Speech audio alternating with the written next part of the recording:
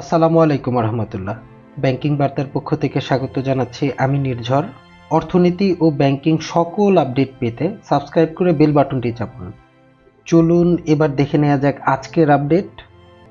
সরকারি সহায়তা পেয়েও যে কারণে টাকা দিতে পারছে না 6 ব্যাংক।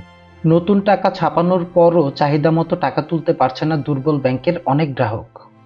যদিও কেন্দ্রীয় ব্যাংকের আর্থিক সহায়তা পাওয়ার পর কিছুটা স্বস্তি ফিরতে শুরু করেছে ব্যাংকগুলোতে, তবে আর্থিক খাতের অবস্থা ঠিক রাখতে প্রয়োজন ছাড়া টাকা না তোলার আহ্বান ব্যাংকারদের।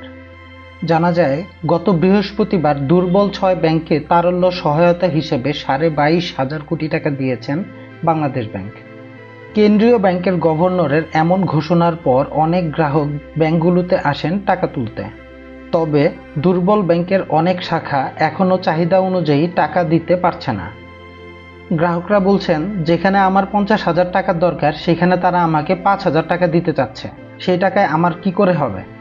অপর আরেকজন গ্রাহক বলেন, গভর্নরের বলার পরেও ব্যাংকগুলো নির্দিষ্ট পরিমাণ তারল্য চাওয়া মাত্র দিতে পারছে না। ব্যাংকে আমার কয়েক লাখ টাকা থাকার পরেও আমি 20,000 চাচ্ছি, আমাকে সেখানে 5,000 টাকা দিতে চাচ্ছে তারা। তবে শাখা ব্যবস্থাপকরা বলছেন, গ্রাহকের চাহিদা অনুযায়ী অর্থ দিতে না পারলেও বাড়ানো হয়েছে অর্থের পরিমাণ। দ্রুতই পরিস্থিতি উত্তরণ হবে বলে আশা তাদের। তিনি আরও বলেন, গ্রাহকের আতঙ্ক এখন কিছুটা কমে গেছে। আমরা যদি তাদেরকে স্মুথলি সার্ভিস দিতে পারি, তারা ব্যাংকে আবার আগের মতো টাকা রাখবে। বিশ্লেষকরা বলছেন, দুর্বল ব্যাংকগুলোকে সহায়তা দেওয়ার উদ্যোগ ইতিবাচক, তবে এতেও পরিস্থিতির উন্নতি না হলে ব্যাংকের পরিস্থিতি আরও খারাপ হওয়ার সম্ভাবনা রয়েছে।